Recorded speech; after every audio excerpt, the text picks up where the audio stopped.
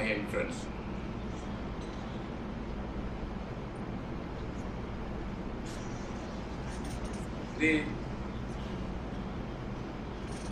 When you just look into the labor force and in unorganized sector, protection and challenges,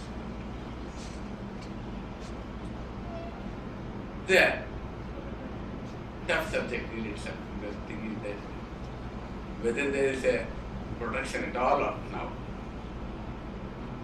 only challenges because the system has grown so much. 150 years back, all thought that when Karl Marx introduced the value of labor concept, he thought that the mercantilism and capitalism is gone forever, and it is a world all over for the labor. 30-40 years it was spreading from Western Europe to the right up to China till 1950s. Last 30-40 years, the entire world scenario has collapsed and changed and collapsed. And now the production is gone all the way, buried lock, stock and barrel. Only challenges are there. I am not talking like a deputy commissioner, I am talking as a for a labor for the value of labor as such.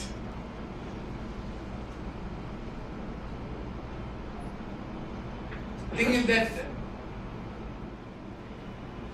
I don't know, because especially in our Karnataka scenario, it's a very dismal picture we come across.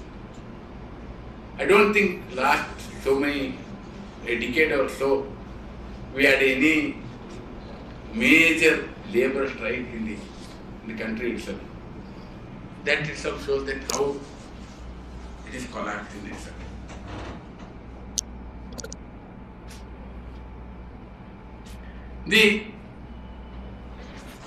Because in order to protect their rights, the unions are there.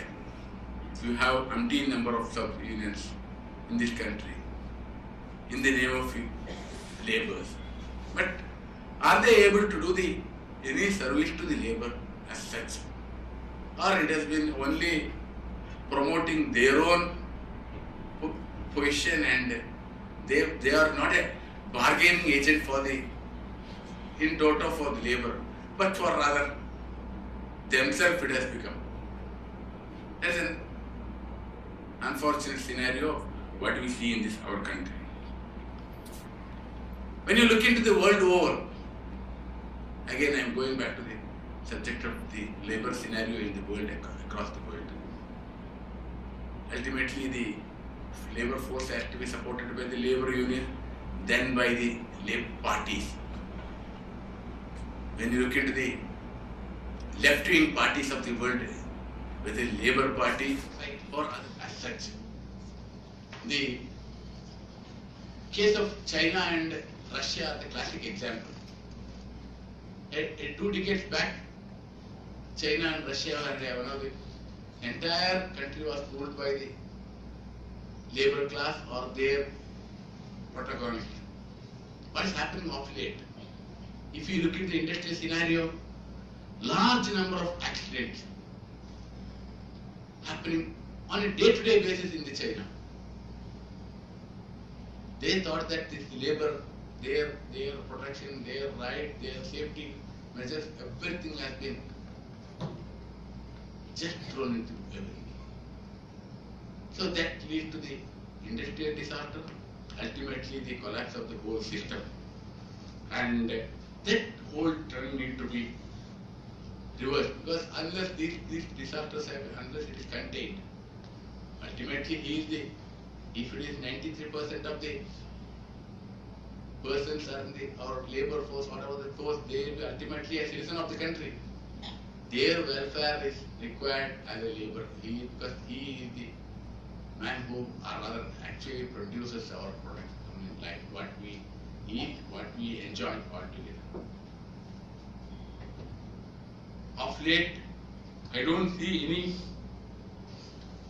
protection at all in the as far as the labor. Across the world, in an Indian concept, he is just like a last word. He has no value at all in the, because we have a near more than 120 crore people. This unorganized sector value labor is available in plenty in everywhere and every place. So absolutely no protection is being given. They have a challenge from day one to end. Last 2 years back, they said the human, that the BPL concept itself is just 26 rupees. Then if the government of India state that the 26 rupees, above 26 rupees, if be above BPL, the labor force salary also will be equated with that amount. Okay, if he can survive with for 26 rupees, he has to be paid maximum another 50% more than that or another 100%.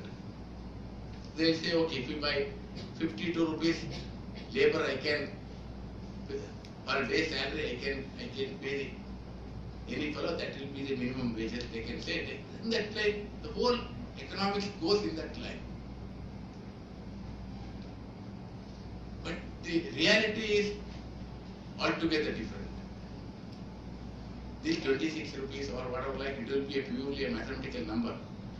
Ultimately, if one has to live, he has to be reasonably paid.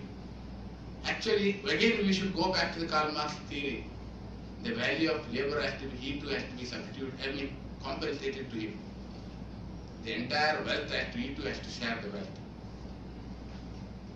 In that concept, we should look into it. Again, coming back to our Indian concept, the list of production, as most of our labor force have been in unorganized sector, are illiterate. They do not have a bargaining capacity at all.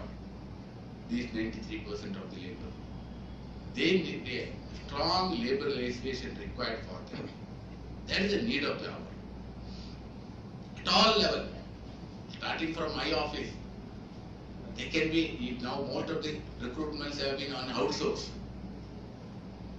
They can be appointed, they can be thrown. There is no security of labor for it. Just look into the power sector. If a lineman dies during the process of work, almost he dies like a dog. You can, very often you come and see a photo of a lineman electrocuted in the top of the, either on transformer or in this one. If at least he would have been permanent labor, he had a protection for various issues. Most of the dangerous work is also been outsourced now. Manual cleaning. These are one of the two we very often come across. If this has been outsourced, their family will be in the road. If it is nobody can compensate the death. It's a different matter. But still, in the form of an employment, in the form of a gratuity and other thing, if it is a permanent labor, he will be compensated. But for a casual labor, an outsourced labor, nothing of this will be available. All of you talk about the efficiency and productivity. When you talk about the efficiency and productivity, the labor, he will be the first sufferer. Why he became a labor, that you must analyze. If you would have been intelligent, you too would have been an IAS officer. Because of his poor IQ, intelligence, whatever like, or the economic circumstances and position, he could not pursue his education, so he ended up as a labor. So you must expect only that much output from him, not what the efficiency and output the top executive does.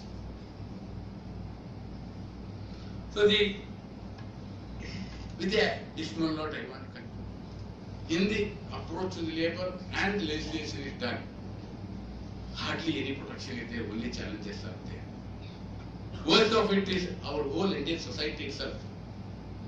When we talk about karma and also excessive faith and devotion in our religious system, this is my fate of my last birth. Ultimately, we end up like that. If he dies, if he doesn't get any compensation, if he is there, he will not say, okay, it is Nanahane Parante. He just shuts his. If that is our whole approach to life, no emancipation of the labor can possible or the improvement in the quality of labor.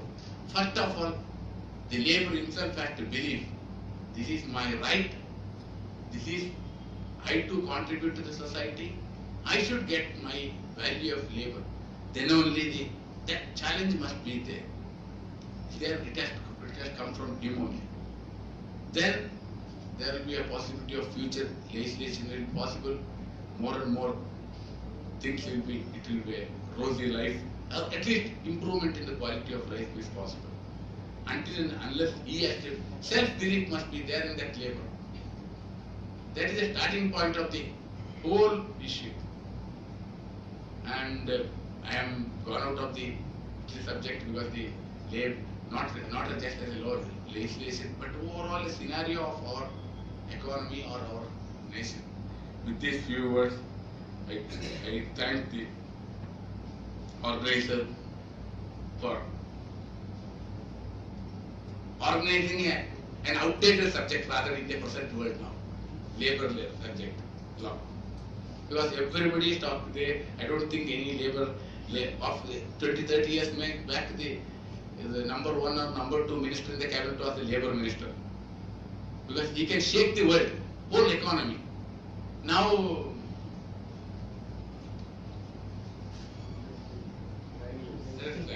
okay, thank you.